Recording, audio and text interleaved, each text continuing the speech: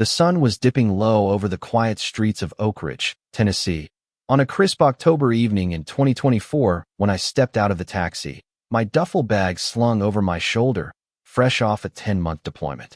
I was finally home, or so I thought. My boots crunched on the gravel driveway as I approached my house, a modest two-story I'd bought with a VA loan 3 years prior. But something was off.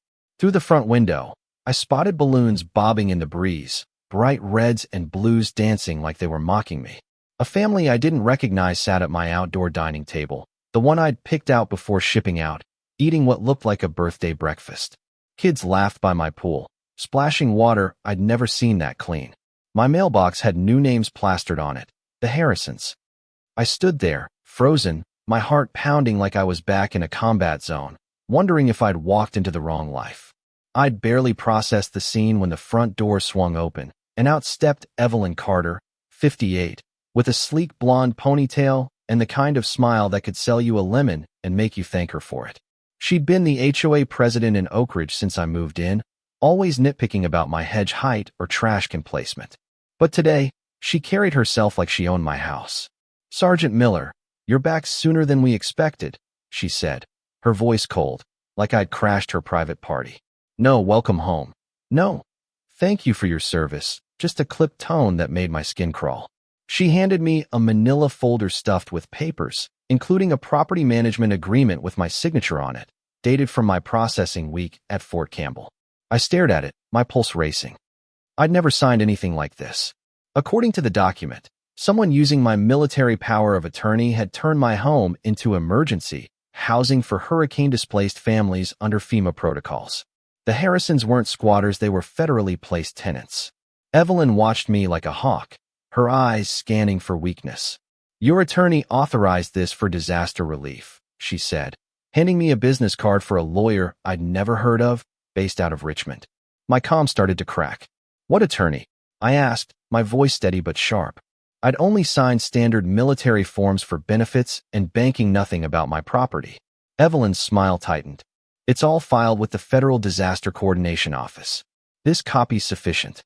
The Harrisons' kids shouted her name from the pool, like she was their favorite aunt. My lawn looked pristine, my mailbox freshly painted, my pool sparkling. Someone had been maintaining this place, and it wasn't me. Federal funds were flowing through my property, and I was locked out of my own life. I drove to the county courthouse, my knuckles white on the steering wheel. The clerk confirmed my deed was Cliano liens, no federal easements. But when I asked about municipal issues, she pulled up $7,500 in property maintenance citations, all filed while I was overseas. My mail forwarding must have failed, or someone was playing dirty. Back at my house, I parked across the street, watching the Harrisons move through my space like it was theirs. Mrs. Harrison watered my porch plants. Mr. Harrison sipped a beer under my patio umbrella. A woman in a gray SUV dropped off groceries, and I knew this wasn't a one-off mistake, this was a system. I called the lawyer, Margaret Voss, whose card Evelyn gave me. Her voicemail was polished, promising a callback in 2 days. Online, her website screamed legitimacy, Virginia bar credentials, military legal expertise, case studies about protecting deployed soldiers' homes during disasters.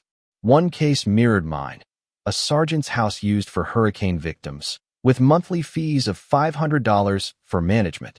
My blood boiled. I hadn't authorized any fees. My phone rang, Laterra, Virginia number. Voss's voice was smooth but guarded. "Your authorization was processed at Fort Campbell," she claimed, dodging my questions about fees and original documents. When I pressed for proof, she said it was classified and hung up. I was trapped in a bureaucratic maze, every door leading to federal authority. That night, I sat in my truck, watching my house like a stakeout. The Harrisons ordered pizza, the delivery guy navigating my driveway like it was routine. A government van pulled up at 10 p.m., clipboard-wielding officials conducting what looked like a compliance check. How many agencies were in on this? I needed backup. I called Jake Turner, a tech-savvy buddy from my unit. "This is fraud, man," he said after I briefed him. He rallied the crew: Carlos Vega, a former contracts guy turned legal aid volunteer, Marcus Tank Reed, a logistics beast, and Dr. Emily Chun, our meticulous planner. By morning, they rolled into Oak Ridge like a task force, meeting me at a greasy diner where the coffee tasted like regret. Jake pulled up satellite imagery of my neighborhood, marking access points like we were planning a raid. Carlos dissected the forged paperwork, spotting inconsistencies that screamed criminal intent. Tank, quiet but seething, asked, "We letting some HOA crooks steal a veteran's home?" Emily, studying the ceiling, said, "The question is how we fight without giving them leverage." These weren't just friends, they were soldiers who'd faced worse odds. We drove to my house in a convoy, parking with precision. The Harrisons froze, mid-packing their car. Neighbors peeked out, phones recording. Carlos planted a sign. "Property secured by rightful owner." Evelyn's car crawled up, her face souring as she saw us. "I wasn't expecting guests," she said, her voice dripping with venom. Jake stepped forward. "We're here to support our friend." Perfectly legal. Carlos handed her his legal aid card, daring her to escalate. The Harrisons left, confused but polite, victims of the same scam.